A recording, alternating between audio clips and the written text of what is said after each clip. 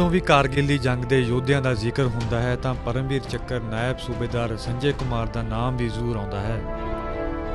ਸੰਜੇ ਕੁਮਾਰ ਉਹ ਜਾਂਬਾਜ਼ ਯੋਧਾ ਨੇ ਜਿਨ੍ਹਾਂ ਨੇ ਗੋਲੀਆਂ ਲੱਗਣ ਦੇ ਬਾਵਜੂਦ ਪਾਕਿਸਤਾਨੀ ਫੌਜੀਆਂ ਨਾਲ ਡਟ ਕੇ ਮੁਕਾਬਲਾ ਕੀਤਾ ਤੇ ਉਹਨਾਂ ਨੂੰ ਮਾਰ ਮੁਕਾਇਆ।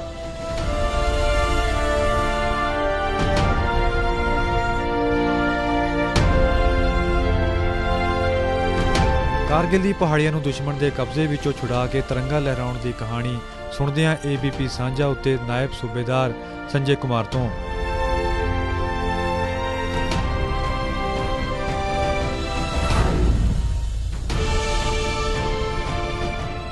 कारगिल की जंग की जब भी बात छिड़ती है तो एक नाम जरूर आगे आता है, नायब सूबेदार संजय कुमार, जिनको इंडियन आर्मी ने हाईएस्ट गैलेंट्री अवार्ड परमवीर चक्र के साथ सम्मानित किया है। तो हमारे साथ इस वक्त मौजूद है संजय कुमार जी। संजय कुमार जी, बहुत स्वागत है आपका ABP न्यूज में। हम उन यादों की बात करना चाहते हैं, उन कहानियों की बात करना चाहते हैं जो कारगिल में आपने इतिहास जड़ा है। देखिए, कारगिल ऑपरेशन के दौरान जो बटालियन ने जो हमारे वहाँ पे कार्रवाई की थी, तकरीबन हमने 4 महत्वपूर्ण जो एक ऑपरेशन थे उनको ये कामयाब बनाया था। जो कि फर्स्टली जैसे कि आपने यादव जी से देखा कि जो तोरोलिंग वाला इलाका था उसको लेने के बाद जो आगे का जो इलाका था हम पर ओकिनाप और .5140 करके जो उसी से लगता हुआ इलाका था तोरोलिंग से आगे। सेकंड राइफ और 18 ग्रेनेडियर ने जब ये इलाका क्लियर कर दिया तो उसको हमने वहां से रिलीफ करके उनको वापस भेज दिया और हम लोग उनका जगह लेके आगे का जो इलाका था उसको क्लियर करना था। तो फर्स्टली हमें हम्प और रॉकीनाप का इलाका था जिसमें कि 18 ग्रेनेडियर ने हमें 6 नंबर पोस्ट तक कैप्चर करके दिया था, यानी पहाड़ी आधी पहाड़ी एक किनारा था। और उसके आगे का जो इलाका था वो हमने कैप्चर करना था, 13 जैकरिप का टास्क था वो। तो हमने 14 जून को हम आगे गए थे और 15 जून से हमने ऑपरेशन शुरू किया था नाइट को। तो तकरीबन हम 2 नाइट कंटिन्यू ऑपरेशन करते गए उस पोस्ट के ऊपर, लेकिन हमें सक्सेसफुल नहीं हासिल हुआ क्योंकि उसमें दुश्मन क्या था कि पक्के संगठन नहीं थे एक तो, और पहाड़ी पे ऊपर जो ऊपर वाला किनारा था पहाड़ी का, तो एक किनारे में हम थे और दूसरे किनारे में वो थे। तो जैसे हम चलते थे तो पथरीला इलाका था, पूरा बर्फ पिघल चुकी थी। तो उसमें सबसे बड़ी प्रॉब्लम हमें ये आती थी रात को कि जो दुश्मन का संगठन था वो नॉमिनेटेड तो है नहीं, क्योंकि उस पत्थर हैं, वो बनाया हुआ नहीं है, वो पत्थरों के पीछे से ही वो फायर करते थे। तो हमें जब एडवांस करते थे तो हमें आइडिया नहीं लगता था कि दुश्मन किस पत्थर के पीछे होगा।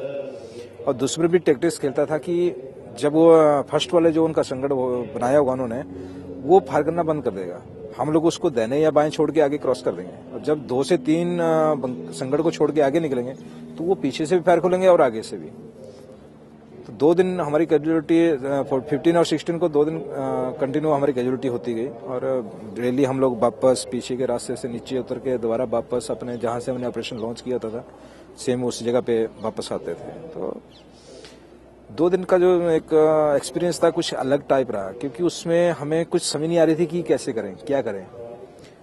दुश्मन डेली हर अपनी कुछ न कुछ चेंज करता रहता था। तो हमारे मेजर भास्कर साहब थे अल्फा कंपनी कमांडर, तो जब उन्होंने देखा कि जो रात का ऑपरेशन है इसमें हमें कुछ समझ नहीं आ रही कि कैसे करें कैसे ना करें, और हमारी कैजुअलिटी डेली हो रही है और हम जहाँ उस इलाके में रह रहे हैं लेकिन हमें कुछ मिल नहीं रहा, और बाद में वहीं पे ही दुश्मन बाद में थोड़ी देर के बाद दुश्मन फायर खोल देता है। तो उन्होंने, और दुश्मन का अंदाजा भी नहीं लगा कि कितने होंगे, कितनी, वो तो आईडी पत्थरों में नहीं लग पाता, वो तो फायर जब खोलता था वो तब इतना आइडिया लगता था कि कहाँ से फायर आया। लेकिन रात का समय होने की वजह से अगर उसने फायर बंद कर दिया तो उसका भी आइडिया नहीं लगता था कि कहाँ से फायर आया ये। तो जब 17 को जाके जब दिन का टाइम था ऐसे 10 साढ़े 10 बजे का, तो अचानक उनका कंपनी कमांडर साहब का एक मूड किया कि नहीं अभी ऑपरेशन करना है। तो उन्होंने अपने सीओ साहब से बात की, फायर सपोर्ट चाहिए था हमें RT का।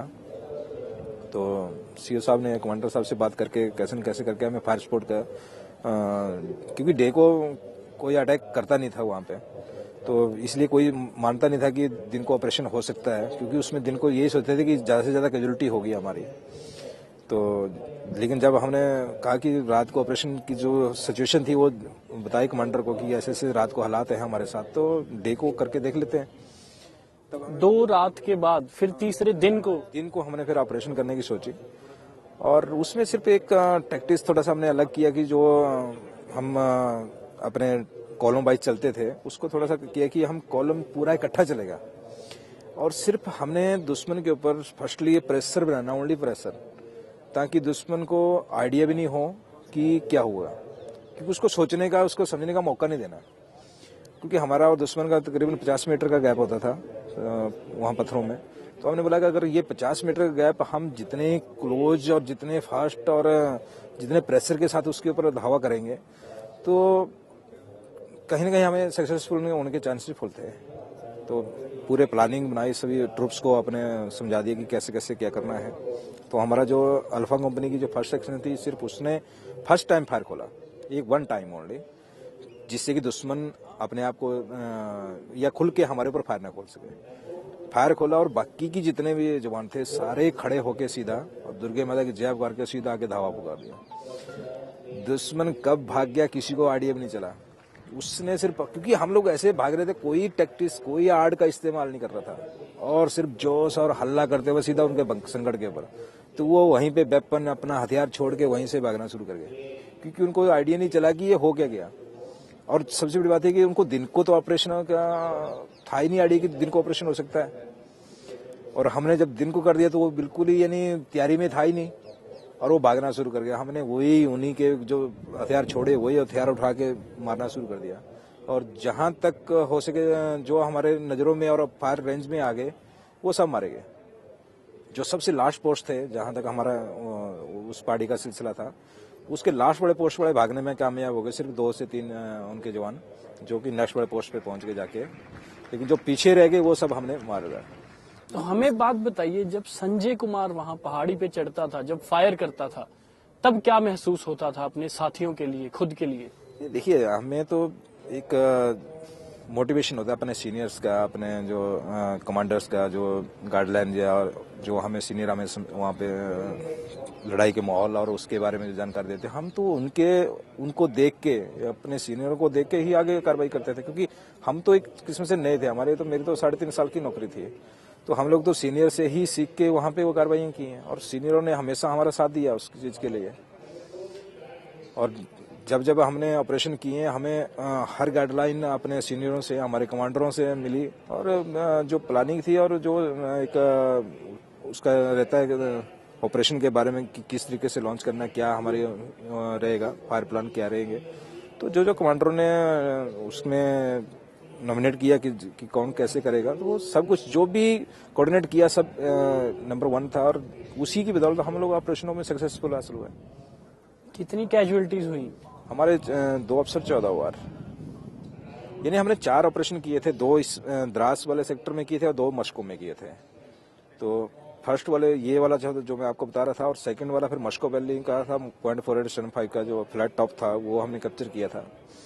और उस पे भी हमने रात को ऑपरेशन किया था, और रात को हम लोग वहां पहुंच नहीं पाए थे क्योंकि रास्ता इतना कठिन था कि जो आसान वाले रास्ते थे उस पे दुश्मन का फायर था। तो हमने जो फायर प्लान या जो टाइम प्लान हमने किया था कि कितने बजे तक हम वहां पहुंचेंगे, कितनी देर तक हमें फायर स्पॉट मिलेगा, कब हम ऑपरेशन लॉन्च करेंगे और कब उस एरिया को क्लियर करके अपना काम तमाम करके वापस आएंगे। तो जो प्लान किया था सारा खराब हो गया था, क्योंकि दुश्मन ने हमें आगे बढ़ने नहीं दिया, क्योंकि उसका जो फायर इतना ज्यादा था कि उसकी जो रास्ते थे हमारे जाने वाले सारे ब्लॉक थे। अभी हमें रास्ते बनाने हैं तो टाइम लगेगा उसके लिए, ट्रूप्स को ले जाने के लिए। तो हमारी लीडिंग सेक्शन थी एक JSU 10 वार की। हमारा काम ये था कि कंपनी को जल्दी से जल्दी ऊपर ले जाना, लेकिन हमारी कोशिश के बाद भी हम लोग उतना नहीं कर पाए कि दुश्मन तक टाइम से पहुंचे। तब तक दिन निकल गया, तो हम लोग दुश्मन से तकरीबन 150 से 200 मीटर पीछे रह गए, और दिन निकल गया। तो आपको पता है ये हाइट में बैठा हुआ है, हम 2 दिन से नीचे से चले हुए हैं, और वहां तक पहुंचते पहुंचते हालात खराब थे लोगों के। और फिर भी दुश्मन ज्यादा दूर है, क्योंकि चढ़ाई में अगर आप लगा लो आइडिया कि जैसे जैसे आप चढ़ते जाओगे वैसे वैसे ऑक्सीजन की कमी होती जाएगी और आपकी चलने की रफ्तार कम होती जाएगी। जहां आप यहाँ 100 मीटर जितना चलोगे वहां आप 10 कदम चलोगे, तो अपनी एक जो पावर होती है वो कम हो जाती है किस्म से। और 2 दिन से कुछ खाया पिया नहीं, क्योंकि पानी है नहीं। खाना तब आएगा जब तक हम उस एरिया को क्लियर करेंगे, क्योंकि अब फायर उसमें आ गए हैं तो वहां तक हमें पीछे से सप्लाई लेके कोई नहीं आएगा। वो तब आएगा जब हम इस एरिया को क्लियर करेंगे। तो हमें भी था कि इस एरिया को हम जितने जल्दी करेंगे क्लियर, उतने जल्दी हमें पीछे से सपोर्ट आएगा, नहीं तो नहीं आएगा। तो जब दिन निकल गया, फायर शुरू हो गया, कैजुअलिटी शुरू हो गई, तो कंपनी कमांडर ने वही प्लान किया कि भाई क्यों ना हम दिन को करें।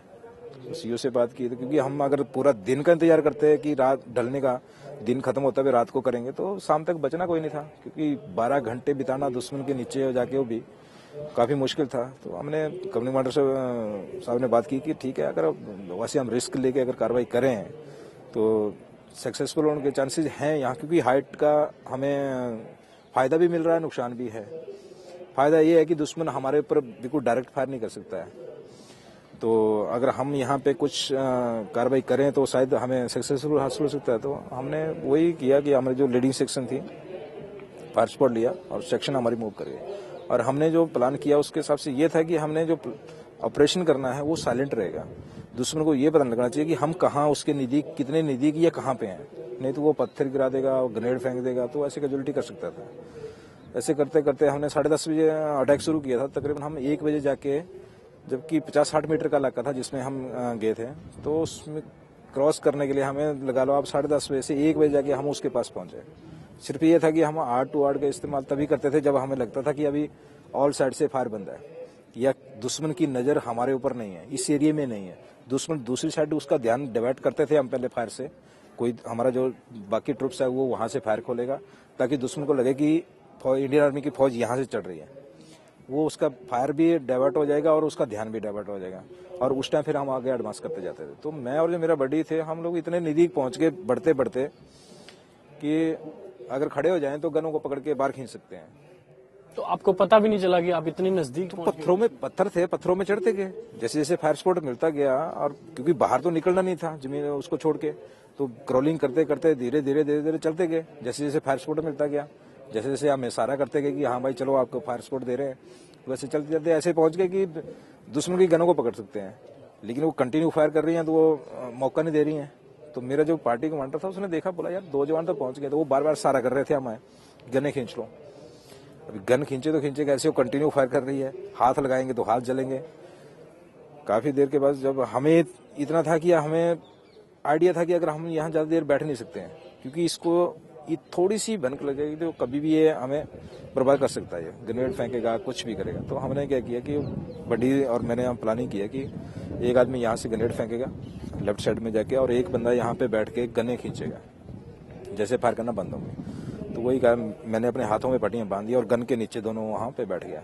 जो बड़ी था मेरा वो लेफ्ट साइड में आगे गया क्रॉल करता हुआ, वहां से जाकर उसने ग्रेनेड फेंका। जैसे ही एंगेजमेंट उसका दुश्मन वहां से क्या हुआ, उस टाइम पे मैंने जो गन्ने थी दोनों बाहर खींच लिए, और पट्टियां आधी जल गई थी, आधी पट्टियां निकाली, और जो AK-47 थी उससे संगड़ के अंदर फायर खोल दिया।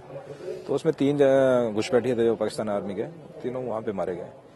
फिर हमने ज्यादा देर नहीं लगाई, क्योंकि हमने जो ऑपरेशन पहले वाले किए थे उनमें सबसे ज्यादा हमने एक ही चीज इसमें देखी थी कि अगर आप उसके ऊपर दबाव बना के रखोगे तो जहां तक चाहो आप बढ़ सकते हो। तो हमने बोला कि दबाव कम नहीं होने देना है। तो हमने क्या किया कि पीछे सारा किया कि हम लोग यहाँ से आगे बढ़ रहे हैं, और जो हमारे जो इंजर्ड हुए थे जवान उनको लेके हम पोस्ट पे फायर स्पॉट दिया, उनको पोस्ट पे लाए, पोस्ट पे उनको बैठा के कि आप फायर स्पॉट दो, क्योंकि आप इंजर्ड है, आगे नहीं जाओगे, आप यहाँ बैठो, हम आगे जाएंगे दोबारा। तो 6 जवान थे, हम आगे फिर निकल गए। तो वहां पे जाके हमें संगड़ के ऐसे नीचे उतरना था, दोबारा ऊपर चढ़ना था। जब ऊपर चढ़ने लगे तब लेफ्ट साइड से फायर आया अचानक से, तो मेरे जो 2 साथी थे परवीन और श्याम, वो दोनों शहीद हो गए। हम लोग भी जहां थे वहीं लेट गए, क्यों पत्थर था, पत्थर में लेट गए। 6 में से 4 रह गए। 4 रह गए, 4 में से भी 3 हम जख्मी हो गए, 1 सेफ रह गया ऑलरेडी। अभी तकरीबन आधे घंटे तक उसने हमें मौका नहीं दिया कि आप फायर खोलें, क्योंकि हम नीचे थे। हमें जब तक आइडिया नहीं लग रहा था कि वो उसकी पोजीशन कहाँ पे है, कितने हैं, क्या है, कुछ नहीं लग रहा। जब आधे घंटे के बाद उसने फायर सभी इलाके में फायर को रखा जहाँ जहाँ उसको पता था कि यहाँ फौज है, तो जब हम उठे नहीं, ना हिलाए, ना डुले, ना उसकी आप कोई फायर का जवाब दिया, ना आवाज का जवाब दिया, तब उसने आइडिया लगाया कि ये मर गए हैं। तब उसने अपनी जगह छोड़ी, और जब उसने अपनी जगह छोड़ी तो उसे पांव से जब ऊपर चढ़ेगा तो पत्थर तो निकलेंगे ही। पत्थर से तो जब थोड़ी सी आवाज आना शुरू हुई तो हमें आइडिया लग गया कि ये अभी ऊपर चढ़ रहा है और ये हमारे ऊपर एम लेके फायर नहीं कर सकता। तब फिर हम अपनी जगह से उठे और फायर खोल दिया। तो वो 2 थे, दोनों के दोनों मारे गए। जो संगड़ था वो भाग गए, संगड़ वाले भाग लिए, क्योंकि उनको लगा कि अभी ये और ज्यादा फौज आएगी इनकी दूसरी साइड से हमारे साथियों को मारने वाले, और वो घबरा के भाग लिए। हम लोग वही सेम कार्रवाई करते, क्रॉलिंग करते ऊपर पहुंचे, संगड़ में ग्रेनेड फेंका, कोई कुछ नहीं, फायर किया, फिर अंदर जाके चेक किया तो उनकी डेड बॉडीज थी, बाकी कुछ नहीं था।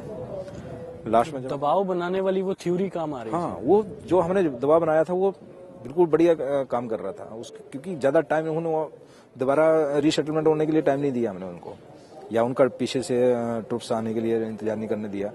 तो हमने जैसे प्रेशर बनाते गए वैसे वैसे वो भागना शुरू कर दिए और संगड़ खाली करके भाग लिए। हम संगड़ में गए, वही जो गन्ने उठाई हुई थी वही वहाँ पे सेट की और नीचे के इलाके को देखने लगे। तो काफी देर के बाद जाके वो हमें वहाँ पे मिले, तो दोनों मारे गए वो भी। तो हमने तकरीबन 10 साढ़े 10 बजे कार्रवाई शुरू की थी और 5:30 बजे तक हमने फिनिश किया था ये। तो उसमें 2 जवान हमारे शहीद हुए थे और 8 जवान हम इंजर्ड हुए थे उसमें, क्योंकि डे का ऑपरेशन। कितने जवान पहुंचे थे फिर? संगड़ में हम पूरे थे, सिर्फ 2 ही डेथ हुए थे। 2 डेथ हुई। एक जैसे 10 वार गए थे, 11 लोग गए थे, तो 11 में से 2 डेथ हो गए थे और एक सेफ था, 8 इंजर्ड थे। 6 में से जब 4 जवान रह गए थे, 2 को गोली लग गई थी, उस वक्त दिमाग में क्या चल रहा था? कैसे लीड करना है, टाइम तो कैसे निकलना है? वही एक चीज थी कि हमें इतना आइडिया था कि जब तक हम इसको खत्म नहीं करेंगे तब तक कुछ नहीं हो सकता। तो सबसे पहले फर्स्ट प्रायोरिटी वही थी कि कब इसको जाके वहां पे डिस्ट्रॉय करें। तो जबकि सबको गोलियां लगी हुई थी, एक सेफ था, फिर भी हम तकरीबन 1.5 से 2 घंटे वहां पे उनके साथ लड़ते रहे, क्योंकि टाइम हमारे पास नहीं, सामान हमारे पास नहीं, क्योंकि जो पट्टियां थी वो हमने पहले यूज कर ली थी। तो हमारे पास वो भी नहीं था कि गोली लगे या उसमें हम अपने आप को ड्रेसिंग कर लें, कुछ नहीं। तो 1.5-2 घंटे के बाद वो भी डॉक्टर साहब पीछे से आए थे, तब उन्होंने आके ट्रीटमेंट दिया था। लेकिन यही था कि जो हम लोग एक दूसरे के साथ चल के बस ये कि ये कर रहा है तो मैं भी कर सकता हूँ, ये नहीं देखा कि मेरा हमें कितनी लगी है, क्योंकि गोलियां थी तो सबको लगी हुई, लेकिन किसी को ये नहीं था कि कहाँ लगी है। कोई ज्यादा डेंजर वाली, किसी को बाजू में तो किसी को टांग में, सबको पता था कि जो बीच वाला हिस्सा इसमें नहीं है। तो घबराने वाली बात नहीं है, तब तक हमें ट्रीटमेंट मिल जाएगा अगर हम इस एरिया को क्लियर कर देते हैं। तो आसानी से 5-5:15 बजे हमने खत्म कर दिया था। 10-15 मिनट के बाद हमारे पास तकरीबन हमारा पीछे वाला ट्रुप्स आ गया, मेडिकल ट्रीटमेंट मिल गया। तो उसकी अगली कार्रवाई क्या रही? उसके बाद तो फिर नेक्स्ट कंपनी थी जो दूसरी हमारी जो डेल्टा कंपनी थी, जो एक लास्ट पोस्ट बचा था वहां पे, वो उन्होंने कैप्चर किया था 6 और 7 जुलाई को, जिसमें हमारे कैप्टन बत्रा साहब लास्ट में डेथ हो गए थे फिर उसमें जाके। और हम लोग तो जो पोस्ट कैप्चर करने के बाद शाम को हम लोग, क्योंकि जितने इंजर्ड थे उनको सबको वापस नीचे हॉस्पिटल भेज दिया था। तो मैं वहीं 5 तारीख रात को वहीं से बैक हो गया था।